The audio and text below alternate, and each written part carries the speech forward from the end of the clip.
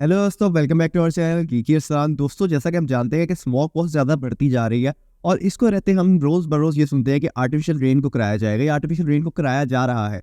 हमने artificial rain की term को तो सुना हुआ, लेकिन क्या हम जानते हैं कि आर्टिफिशियल रेन होती क्या है और ये होती कैसे है, यानी कि इसको किया कैसे जाता है, आर्टिफिशियल रेन को प्रोड्यूस कैसे किया जाता है। अगर आप नहीं जानते तो इस वीडियो को पूरा देखिएगा, मैं आपको डिटेल के अंदर बताऊंगा कि आर्टिफिशियल रेन को कैसे किया जाता है और इसके क्या तरीकाकार होते हैं। दोस्तों, artificial rain is also known as cloud seeding. दोस्तों, ऐसा नहीं है कि हम जब मर्जी जहां मर्जी जब हमारा दिल करेगा हम आर्टिफिशियल रेन को करा सकते हैं।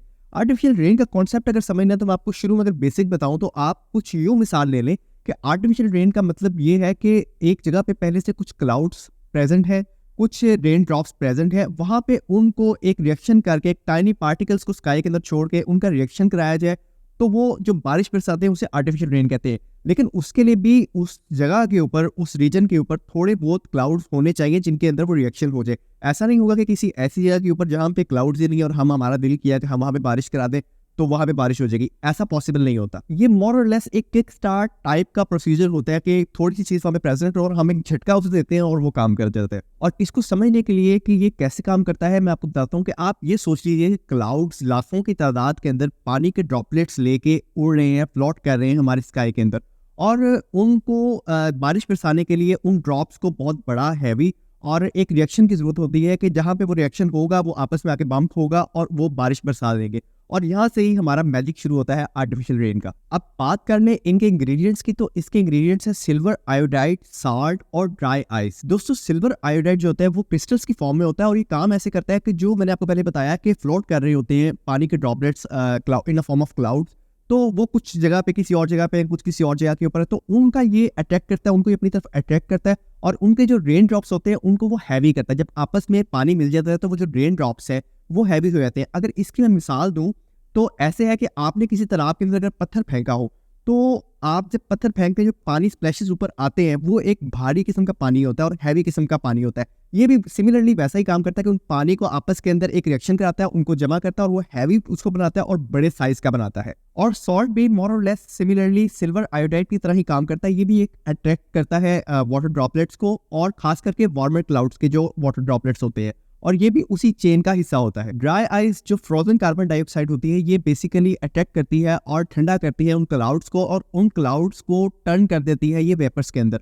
और जब इन वेपर्स के अंदर टर्न करती है तो उससे क्रिस्टल फॉर्म होते हैं जो कि पानी के ड्रॉपलेट्स जो होते हैं उनको और अपनी तरफ अट्रैक्ट करते हैं। और जब ये सारा प्रोसीजर हो जाता है, वो अपनी तरफ अट्रैक्ट करते हैं, तो वो रेन ड्रॉप्स को फॉर्म करते हैं और उसके नतीजे में बारिश होती है जिसे हम आर्टिफिशियल रेन कहते हैं। लेकिन अब सवाल पैदा होता है कि ये आखिर ये जो भी हमारी मंतक है, जो भी हमारे ये रिएक्शन के लिए हम जो पार्टिकल्स को स्काई में भेजते हैं, ये वहां पे जाते कैसे हैं, किस फॉर्म में जाते हैं, क्या तरीकाकार है। दोस्तों, ये जो रेन मेकिंग इंग्रेडिएंट्स और टाइनी पार्टिकल्स होते हैं ये स्काई के अंदर प्लेन के जरिए, ड्रोन के जरिए या ऐसी डिवाइसेस के जरिए जो क्लाउड्स में जा सके उनके जरिए वहां पर छोड़ी जाती हैं।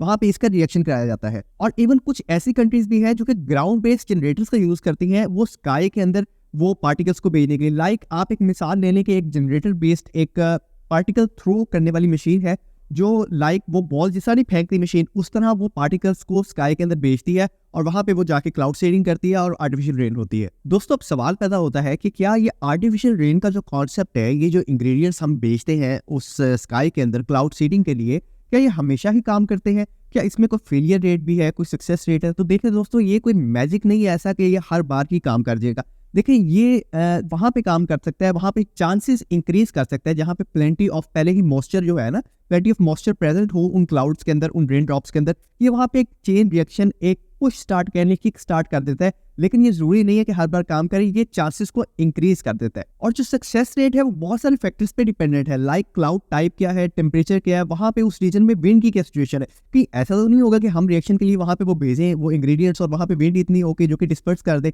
तो ये बहुत सारे फैक्टर इसकी सक्सेस के लिए काउंट होते हैं। दोस्तों, अब बात करें बेनिफिट्स एंड कंसर्न्स की, तो उससे पहले मैं आपको इससे कुछ बेनिफिट्स बता दूं कि इसके बेनिफिट्स क्या है। देखिए दोस्तों, हम जानते हैं कि हमारी कंट्री में आजकल बहुत ज्यादा स्मोक है, तो स्मोक को कंट्रोल करने के लिए बहुत अच्छा प्रिवेंटिव मेजर है कि हम क्लाउड सीडिंग करें, हम आर्टिफिशियल रेन करें, जिससे स्मोक काफी हद तक कम हो जाती है। दूसरे नंबर के ऊपर ऐसे एरिया जो बैरन एरियाज है जहाँ पे बिल्कुल पानी नहीं है, वहां पे पानी की सप्लाई को पूरा करने के लिए आप आर्टिफिशियल रेन को यूज में लेते हैं।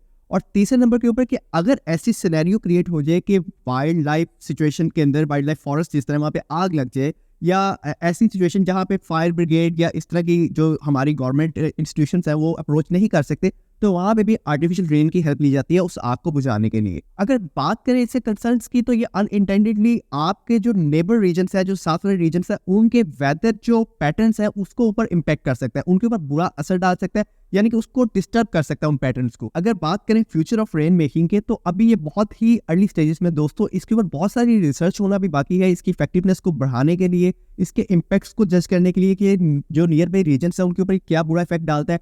पर मोर और लेस ये बात एक इंसान को, एक जो भी कंट्री है उसको जहन में रखनी चाहिए कि इसको बहुत ही केयरफुली इस्तेमाल करना चाहिए। होप सो आप आर्टिफिशियल रेन के कॉन्सेप्ट के बारे में समझ चुके होंगे और आप ये जान चुके होंगे कि हर सिनेरियो के अंदर काम नहीं करता है, बल्कि ये चांसेस को इंक्रीज कर देता है। और ये मोर और लेस एक किक स्टार्ट की तरह, एक पुश स्टार्ट की तरह है, जो जहाँ पे कुछ सर्टेनिटीज हो, कुछ ऐसे चांसेस हो, वहाँ पे ये उसको इंक्रीज कर देता है और रेन हो जाती है। लेकिन ये हर जगह के ऊपर हम अपनी मर्जी से नहीं करा सकते। होप सो आपको वीडियो पसंद आई होगी और आपने इससे बहुत कुछ सीखा होगा। If you find this video informative, please do like, share and subscribe and don't forget to press the bell icon. Allah Hafiz.